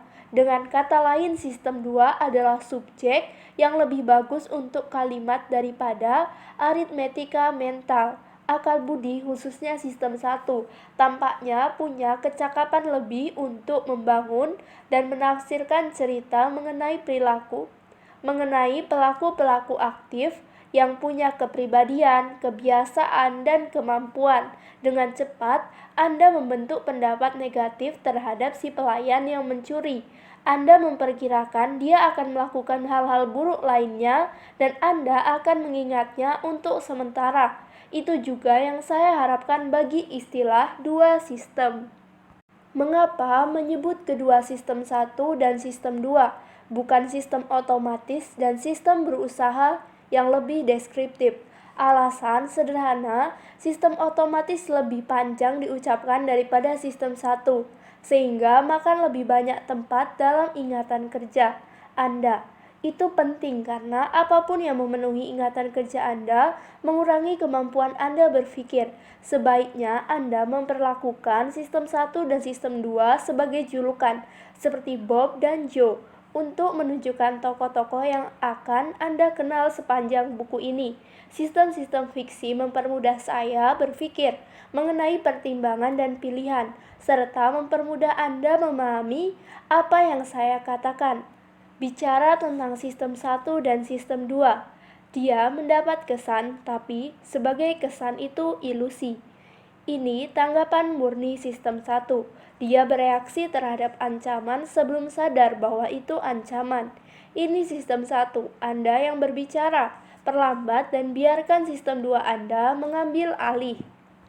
Bab 2. Perhatian dan usaha. Andai kata, kecil kemungkinannya buku ini dijadikan film. Sistem 2 bakal menjadi peran pembantu yang yakin dirinya sang pahlawan. Ciri khas sistem 2 dalam cerita ini adalah bahwa operasinya butuh usaha dan satu ciri utamanya adalah sifat malas. Keengganan memberi lebih banyak usaha daripada yang diperlukan. Alhasil, pemikiran dan perbuatan yang dipercaya dipilih sistem 2 seringkali dibimbing tokoh utama cerita sistem 1. Tapi ada tugas-tugas vital yang hanya bisa dilakukan oleh sistem 2 karena butuh usaha dan kendali diri untuk mengatasi intuisi dan impuls sistem 1. Usaha mental. Jika Anda ingin merasakan sistem 2, Anda bekerja keras. Latihan berikut bisa dicoba. Latihan ini seharusnya membawa Anda ke batas kemampuan kognitif dalam 5 detik. Pertama, tulis beberapa deret 4 angka yang kesemuanya berbeda di kartu. 1 deret di tiap kartu. Tumpukan kartu-kartu bertuliskan angka itu tutup dengan kartu kosong. Tugas yang Anda lakukan bernama Add One. Begini caranya. Mulailah mengetuk-ngetuk dengan irama yang mantap, atau lebih baik lagi, pasang metronom dengan irama 1 ketuk per detik. Ambil kartu kosong dan baca 4 angka yang terlihat kertas-kertas. Tunggu 2 ketuk lalu tulis deret angka baru dari penambahan semua angka deret pertama dengan 1. Jika angka-angka di kartu adalah 5, 2, 9, 4, jawaban yang benar adalah 6, 3, 0, 5. Perhatikan irama, jangan sampai berhenti. Hanya sedikit orang yang bisa melakukan add one dengan deret lebih panjang daripada 4 angka. Tapi kalau Anda ingin tantangan lebih besar, silakan coba add 3.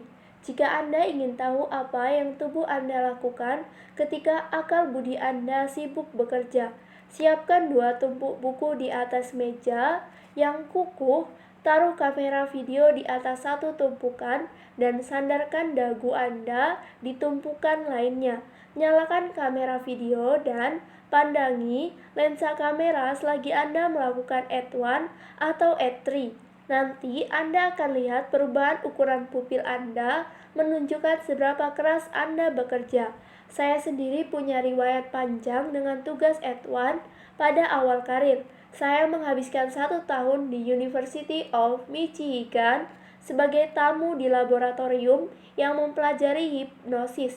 Ketika mencari-cari topik bermanfaat untuk riset, saya menemukan artikel Scientific American yang memuat pernyataan psikolog Edward Hess bahwa pupil mata adalah jendela jiwa. Saya membaca ulang artikel itu baru-baru ini dan kembali mendapatinya menginspirasi. Artikel itu dimulai dengan laporan Hess bahwa istrinya memperhatikan pupilnya melebar selagi dia melihat gambar pemandangan alam yang indah. Dan artikel diakhiri dengan 2 gambar perempuan cantik yang sama, yang entah bagaimana tampak lebih menarik di salah satu gambar. Hanya ada satu perbedaan. Pupil mata si perempuan tampak melebar di gambar yang menarik dan mengecil di gambar satunya. Hess juga menulis mengenai belladonna, zat pembesar pupil yang dulu digunakan sebagai kosmetik, dan para pembelanja yang memakai kacamata hitam agar bisa menyembunyikan rasa tertarik dari pandangan pedagang. Salah satu temuan Hess menarik perhatian saya. Dia telah melihat bahwa pupil adalah penanda usaha mental yang peka. Pupil melebar cukup banyak ketika orang melakukan perkalian angka puluhan, dan makin sulit soalnya, makin melebar pupil.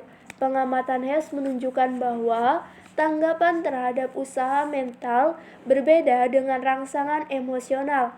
Penelitian Hess tidak banyak berhubungan dengan hipnosis, tapi saya menyimpulkan gagasan penanda usaha mental yang bisa terlihat itu topik riset yang menjanjikan.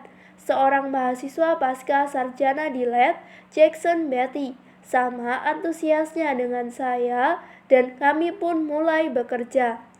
Betty dan saya mengembangkan peralatan yang serupa dengan alat pemeriksaan dokter mata.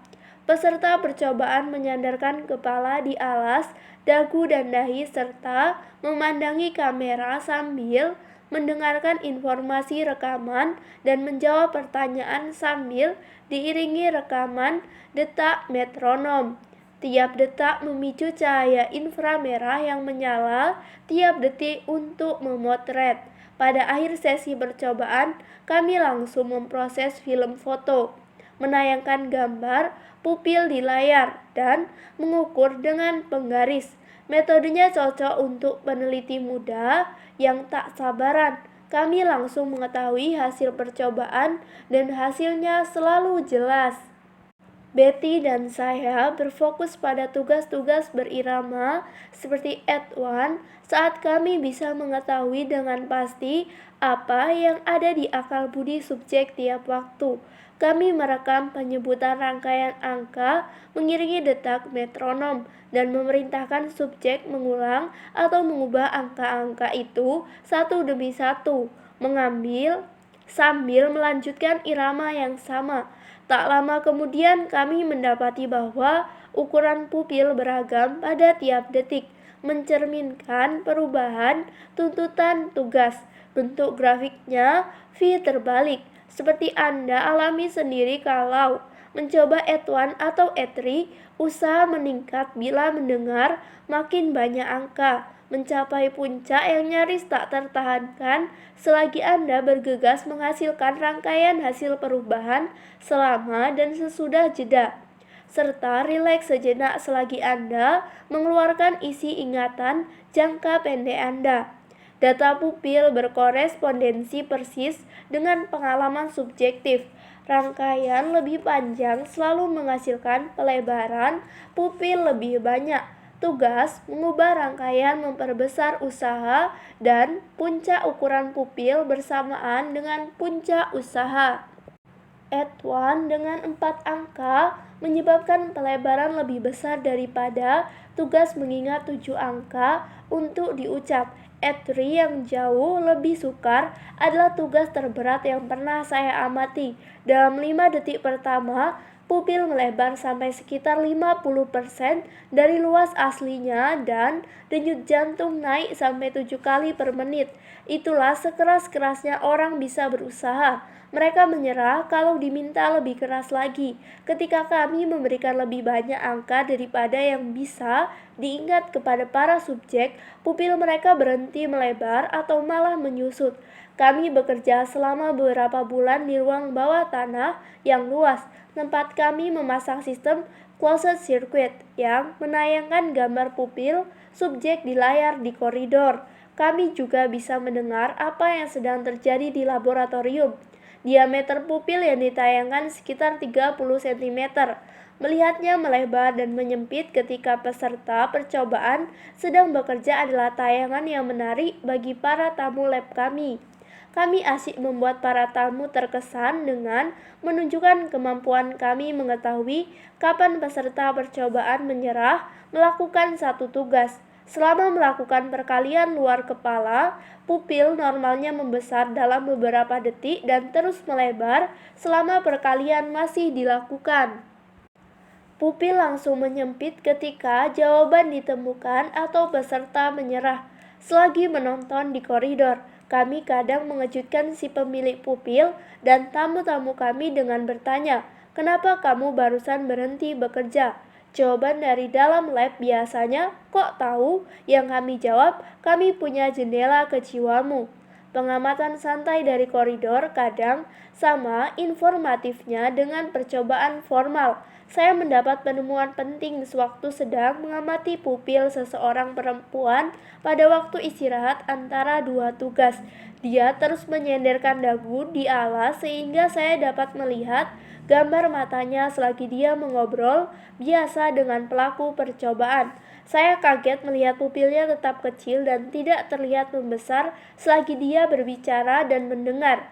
Tak seperti tugas-tugas yang kami pelajari, percakapan biasa rupanya hanya sedikit atau tidak menuntut usaha, tak lebih berat daripada mengingat 2 atau 3 angka. Itu suatu momen pencerahan. Saya menyadari tugas-tugas yang kami pilih untuk penelitian benar-benar berat. Muncullah suatu gambaran dalam benak.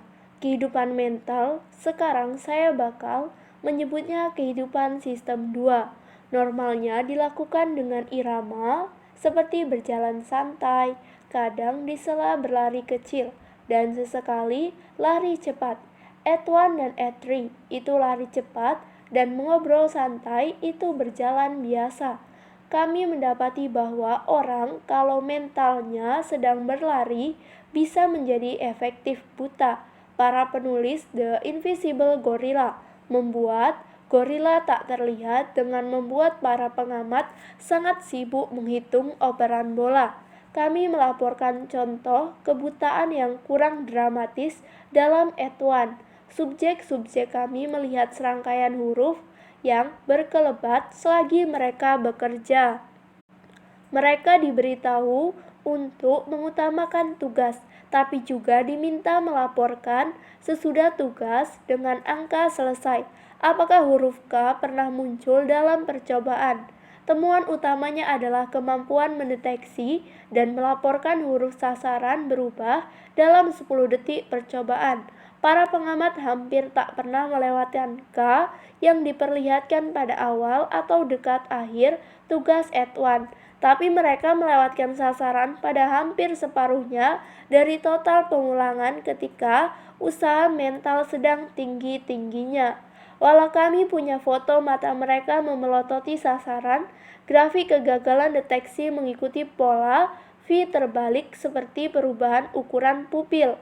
Kemiripan itu membuat yakin pupil adalah penanda bagus fisik Pupil adalah penanda bagus efek fisik yang menyertai usaha mental dan kami dapat menggunakannya untuk memahami cara kerja akal budi, seperti meteran listrik di luar rumah atau apartemen Anda.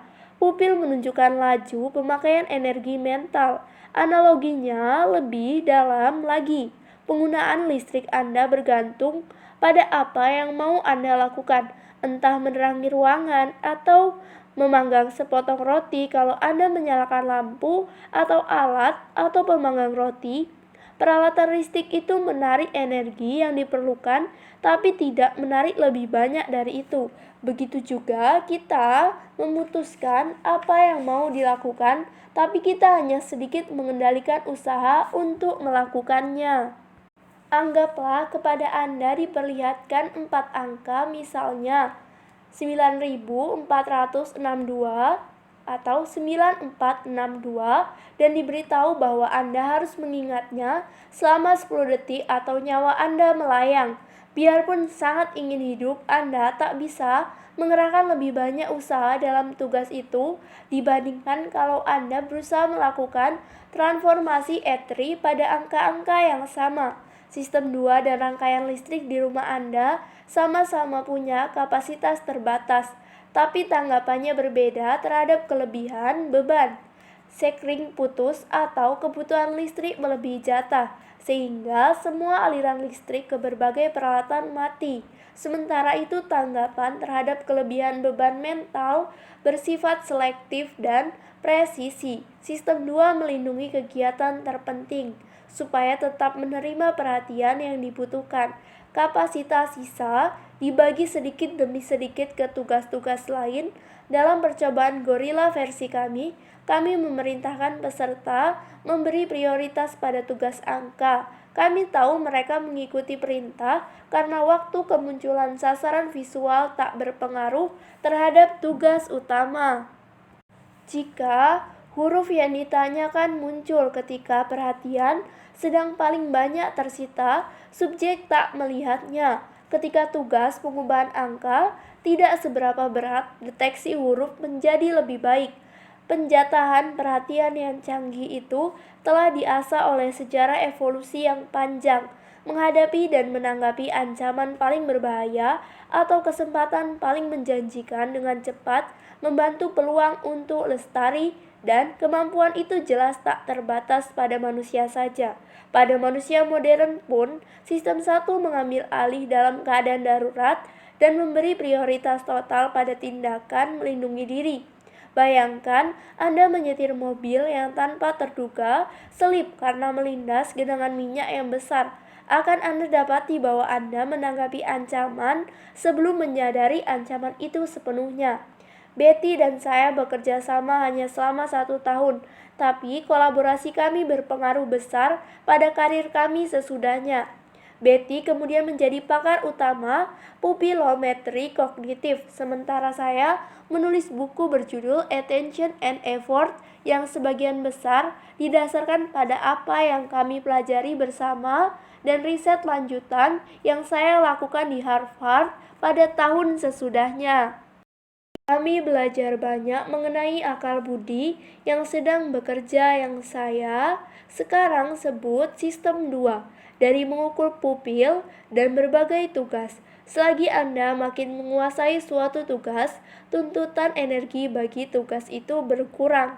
Studi otak menunjukkan bahwa pola aktivitas yang terkait dengan suatu tindakan berubah selagi keahlian melakukan tindakan itu meningkat dan makin sedikit bagian otak yang terlibat. Bakat punya efek yang sama. Orang-orang berinteligensi tinggi perlu lebih sedikit usaha untuk menyelesaikan persoalan yang sama, sebagaimana ditunjukkan oleh ukuran pupil dan aktivitas otak. Hukum usaha tersedikit umum berlaku bagi usaha kognitif dan fisik. Hukum itu menyatakan bahwa jika ada beberapa cara untuk mencapai tujuan yang sama, orang akan cenderung melakukan cara yang memerlukan upaya paling ringan. Dalam ekonomi aksi, usaha itu biaya dan perolehan keahlian didorong oleh perimbangan manfaat dan biaya. Sifat malas itu tertanam dalam hakikat kita. Tugas-tugas yang kami pelajari memiliki bermacam-macam efek bagi pupil. Dalam keadaan biasa, subjek kami bangun, sadar, dan siap melakukan tugas. Barangkali pada tingkat rangsangan dan kesiapan kognitif lebih tinggi daripada biasanya, menyimpan satu atau dua angka dalam ingatan atau belajar mengaitkan satu kata dengan satu kata. 3 adalah pintu, selalu menghasilkan efek rangsangan sesaat dari keadaan biasa. Tapi efeknya kecil sekali, hanya 5% dari pelebaran diameter pupil ketika melakukan etri. Tugas yang memerlukan pembedaan antara dua nada menghasilkan pelebaran yang jauh lebih besar. Riset terkini menunjukkan bahwa menghambat kecenderungan membaca kata-kata pengalih perhatian seperti di gambar 2 bab sebelumnya juga memicu usaha yang lumayan. Tes ingatan jangka pendek yang melibatkan 6 atau 7 angka lebih berat lagi, seperti bisa Anda alami kebutuhan mengingat dan mengucapkan nomor telepon Anda atau tanggal lahir pasangan Anda juga membutuhkan usaha singkat tapi cukup banyak, karena seluruh rangkaian angka harus diingat sambil membuat tanggapan. Perkalian luar kepala, angka puluhan dan tugas etri itu mendekati batas kemampuan sebagian besar orang. Apa yang membuat beberapa operasi kognitif lebih berat dan menuntut usaha daripada yang lain? Hasil apa yang harus kita beri perhatian? Apa yang bisa dilakukan sistem 2 dan tak bisa dilakukan sistem 1? Sekarang kita punya jawaban sementara untuk pertanyaan-pertanyaan itu. Diperlukan usaha untuk menyimpan sekaligus dalam ingatan beberapa gagasan yang menuntut beberapa tindakan terpisah atau perlu dipadukan berdasarkan satu aturan. Contohnya mengingat daftar belanjaan sewaktu masuk pasar swalayan, memilih hidangan ikan atau daging sapi di restoran, atau memadukan hasil mengejutkan dari survei dengan informasi bahwa sampel survei itu kecil. Hanya sistem 2 yang bisa mengikuti aturan, membandingkan beberapa sifat benda dan sengaja memilih di antara beberapa pilihan. Sistem 1 yang otomatis tidak memiliki kemampuan itu. Sistem 1 mendeteksi hubungan sederhana. Mereka semua mirip. Si anak lebih tinggi daripada si bapak. Dan piawai dalam mengintegrasikan informasi mengenai satu hal, tapi tak bisa menghadapi banyak topik berbeda sekaligus, serta tidak ahli menggunakan informasi statistik murni.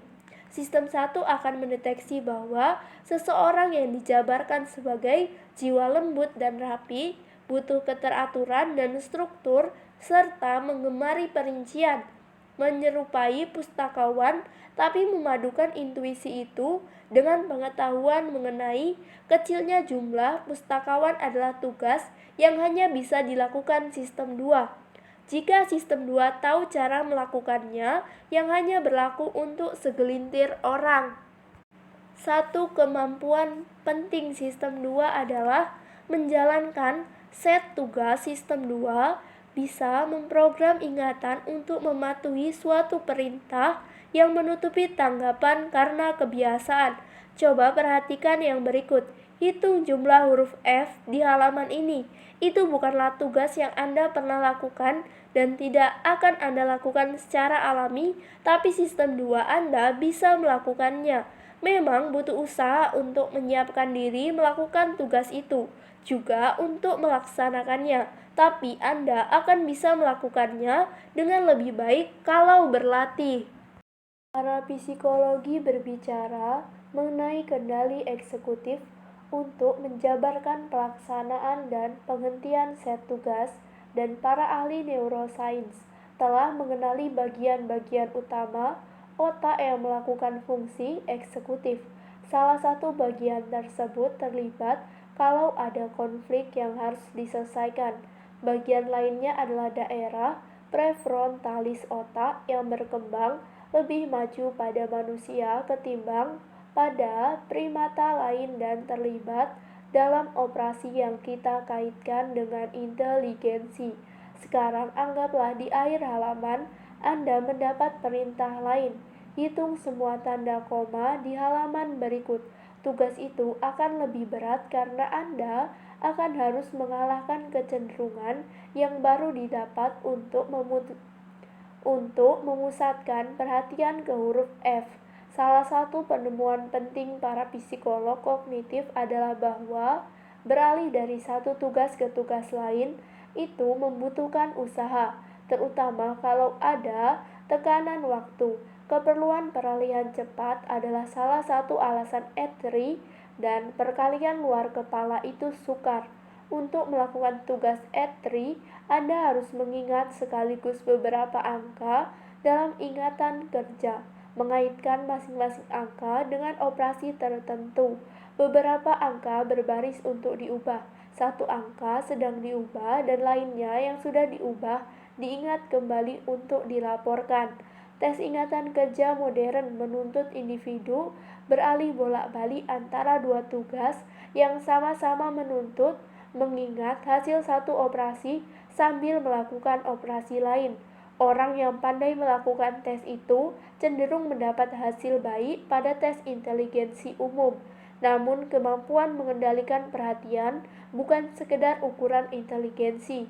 Ukuran efisiensi kendali perhatian memprediksi prestasi pengendali lalu lintas udara dan pilot angkatan udara Israel melebihi efek inteligensi. Tekanan waktu adalah pendorong usaha yang lain. Selagi melakukan tugas at-one, Anda didorong oleh detak metronom dan beban ingatan. Seperti pemain akrobat lempar bola dengan beberapa bola sedang melayang. Anda tak bisa memperlambat tindakan. Laju hilangnya isi ingatan mempercepat pelaksanaan tugas, mendorong Anda menyegarkan dan mengulang informasi dalam ingatan sebelum hilang. Tugas apapun yang menuntut Anda menyimpan sejumlah gagasan dalam kepala pada waktu bersamaan juga bersifat mendesak, kecuali mujur memiliki ingatan kerja yang bisa memuat banyak. Anda bisa terpaksa bekerja kelewat keras. Bentuk berpikir lambat yang paling berat adalah yang menuntut Anda berpikir cepat. Selagi melakukan E3, Anda pasti merasakan bahwa tak seperti biasanya pikiran Anda bekerja begitu keras. Kalaupun pekerjaan Anda melibatkan pikiran, hanya sedikit tugas mental dalam pekerjaan sehari-hari yang seberat E3 atau mengingat 6 angka untuk siap disebutkan. Normalnya kita menghindari kelebihan beban mental dengan membagi tugas kita menjadi banyak langkah mudah, menitipkan hasil sementara ke ingatan jangka panjang atau ke atas kertas daripada keingatan kerja yang mudah penuh. Kita menempuh jarak jauh dengan bekerja pelan-pelan dan menjalani kehidupan mental mengikuti hukum usaha tersedikit. Bicara tentang perhatian dan usaha, saya tidak akan mencoba menyelesaikan soal ini sambil menyetir. Ini pekerjaan yang membuat pupil menjadi lebar, butuh usaha mental. Hukum usaha tersedikit sedang bekerja, dia akan berpikir sedikit mungkin. Dia tidak lupa rapat. Dia sedang berfokus ke sesuatu yang lain. Waktu rapat ditentukan dan dia tidak bisa mendengarmu.